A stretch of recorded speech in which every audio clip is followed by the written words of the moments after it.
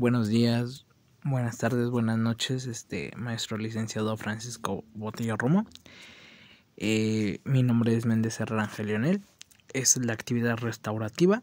Soy de la carrera de licenciatura en Derecho de Univer Millennium Campus Ixtapaluca, con fecha del 26 del 01 del 2025. Bueno, en esta actividad tenemos un caso ficticio. En este caso nosotros vamos a hacer fiscalía, en el cual deberemos de analizar el caso y responder las preguntas que se plantean respecto a de las pruebas. Rápidamente los hechos del caso. Un individuo fue acusado de fraude financiero y nosotros como fiscalía tenemos que presentar varias pruebas, incluyendo registros bancarios que muestran transacciones sospechosas, correos electrónicos que implican al acusado de la planificación del fraude, testimonios de un ex empleado que alega haber sido testigo de las actividades fraudulentas. Y bueno, la primera pregunta es: ¿cómo argumentar la relevancia de los registros bancarios para demostrar el fraude en la audiencia del juicio oral? Bueno, para poder argumentar esta relevancia de los registros bancarios y para demostrar el delito de fraude, primero tenemos que entender qué es el delito de fraude, que en el Código Penal Federal, en su artículo 386, dice que comete el delito de fraude el que engañó a uno o aprovechándose del error en que éste se hace ilícitamente de alguna cosa o alcanza un lucro indebido. También, por otro lado, en el Estado de México, en el Código Penal, en su artículo 305, dice que comete el delito del fraude el que engañando a otro o aprovechándose del error en que se haya o se haga ilícitamente de una cosa o alcance un lucro indebido para sí o para otro. Bueno, el argumento en el cual podemos realizar para la permanencia ante este juicio es que la Fiscalía sostiene que los registros bancarios aportados son pertinentes, toda vez que la evidencia de las transferencias realizadas con dolo por el acusado con conocimiento de dichas operaciones perjudicaban el patrimonio de las víctimas y generaban un beneficio ilícito para él. Esto, como vemos, queda perfectamente en los dos códigos, ya que es beneficio ilícito para una persona. También los registros bancarios son idóneos porque establecen la precisión del flujo de recursos financieros y permiten identificar las irregularidades que no son consistentes en las operaciones legales del acusado, lo que resulta clave demostrar el modus operandi del fraude.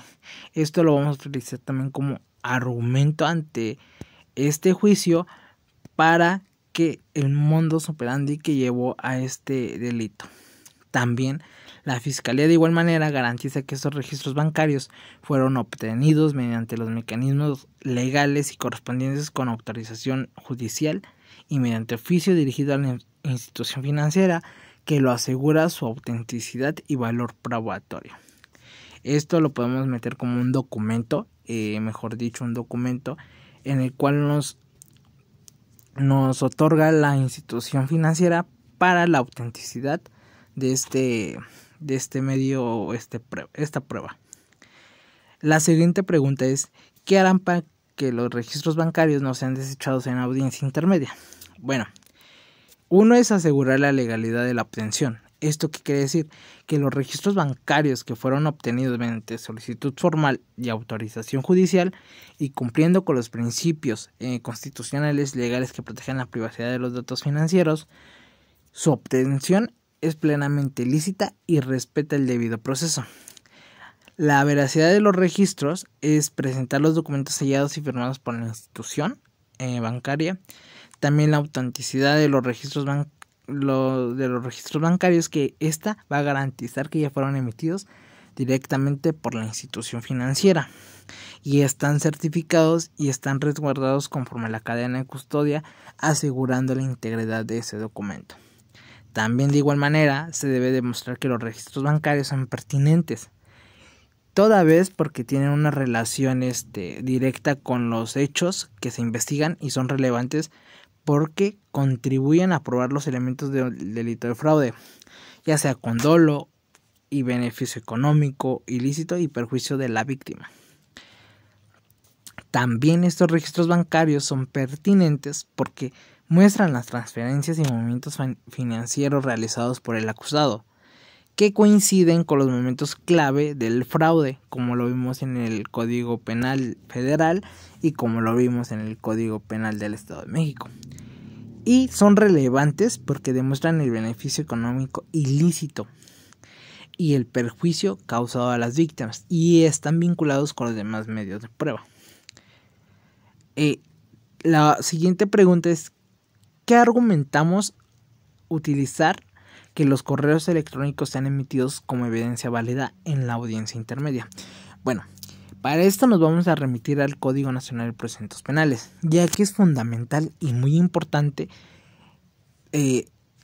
saber la reproducción de medios tecnológicos. En este caso está en el artículo 381, que dice que en caso de que los datos de prueba o la prueba se encuentren contenidos en medios digitales, ya que nos habla en un correo electrónico, óptico, de cualquier otra tecnología, y el órgano jurisdiccional no cuente con los medios necesarios para su reproducción, la parte que lo ofrezca deberá proporcionar o facilitar cuando la parte oferente, previo apercibimiento, no provea del medio idóneo para su reproducción, y no se podrá llevar a cabo el desahogo de la misma. ¿Esto qué quiere decir? Que también se tiene que respetar el principio de licitud y probar que no se vulneró algún derecho de privacidad del acusado, y esto lo vemos en el artículo 16 constitucional, y que no se recurrió a métodos ilegales como hackeos o intercepciones no autorizadas. Los argumentos que podemos utilizar en para que sean admitidos como evidencia válida es que los correos, con este artículo 381, que los correos que fueron obtenidos conforme a los procedimientos legales establecidos y mediante la autorización judicial y el pleno respeto de los derechos fundamentales del acusado, lo que se asegura su legalidad. También la autenticidad de los correos electrónicos, ya que ha sido corroborada mediante peritajes de informática forense que validan la integridad y la trazabilidad, y además que provienen de cuentas directamente relacionadas con el acusado, lo que asegura su origen legítimo. Bueno, y toda vez que estos correos son pertinentes porque contienen evidencia directa de la planeación del fraude, podemos demostrar que la intención fue dolosa del acusado, por parte del acusado, y su participación activa en los hechos. Y además están vinculados con los registros bancarios y el testimonio del ex empleado, lo que refuerza la consistencia de la teoría de nuestro caso, de la teoría del caso, mejor dicho. Bueno, la siguiente pregunta es: ¿cómo refutar posibles objeciones a la defensa sobre la credibilidad del testimonio del ex empleado de la audiencia en el juicio oral? Bueno, también aquí vamos a fundamentarlo en el Código Nacional de Procedimientos Penales, en su artículo 374, que dice que las objeciones de preguntas deberán realizarse antes de que el testigo emita la respuesta. El juez analizará la pregunta y su objeción, y en caso de no asegurar obvia procedencia de la pregunta, resolverá de pleno contra la determinación que se admite este recurso alguno. Bueno, la defensa, en posibles objeciones, la defensa podrá argumentar que el ex empleado tiene un motivo personal para testificar en contra del acusado, como un despido injustificado o un conflicto laboral. Bueno, también podemos resaltar que el testigo no tiene interés personal en el resultado del juicio, pero podemos establecer que su testimonio no se basa en opiniones o en juicios personales, sino en hechos objetivos que presenció directamente. También vincular el testimonio con pruebas, ya sea con registros bancarios, correos electrónicos, esto para demostrar o para mostrar su consistencia y su veracidad. El argumento en el cual podemos utilizar en juicio es que el testigo ha presentado un relato objetivo y detallado basado en los hechos que observó directamente mientras trabajaba con el acusado. No tiene interés personal o económico en este caso, y su testimonio está respaldado por los registros bancarios y los correos electrónicos, y lo que esto va a reforzar va a ser su credibilidad. También, la defensa podrá argumentar que el ex empleado no tiene conocimiento directo con los actos delictivos y que su testimonio se basará en suposiciones o información de terceros. Pero el testigo tuvo acceso directo a la información clave relacionada con el fraude, influyendo que las instrucciones específicas del acusado en las transacciones sospechosas, su testimonio se basa en observaciones personales y no en especulaciones, y esta está corroborada por correos electrónicos y registros financieros. También la defensa podrá señalar inconsistencias en los detalles proporcionados por el testigo para cuestionar su credibilidad. Bueno, aquí vamos con la siguiente pregunta, en el cual qué preguntas podremos realizar al ex empleado en el examen de testigo en la audiencia oral. Para esto tenemos como fundamento en el Código Nacional de Procedimientos Penales, en su artículo 373, que son las reglas para formular preguntas en juicio, que dice que toda pregunta deberá formularse de manera oral y versará sobre un hecho específico.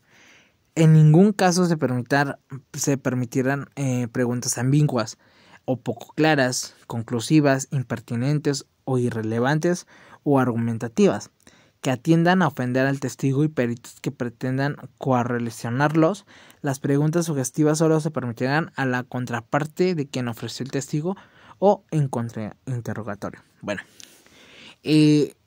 yo realicé unas preguntas en el cual son preguntas de identificación sobre los hechos, que en las preguntas de identificación es que nos puede decir su nombre y su ocupación actual, también en la empresa en que trabajaba y cuál era su puesto cuando ocurrieron los hechos que hoy se investigan, también por cuánto tiempo trabajó en esa empresa.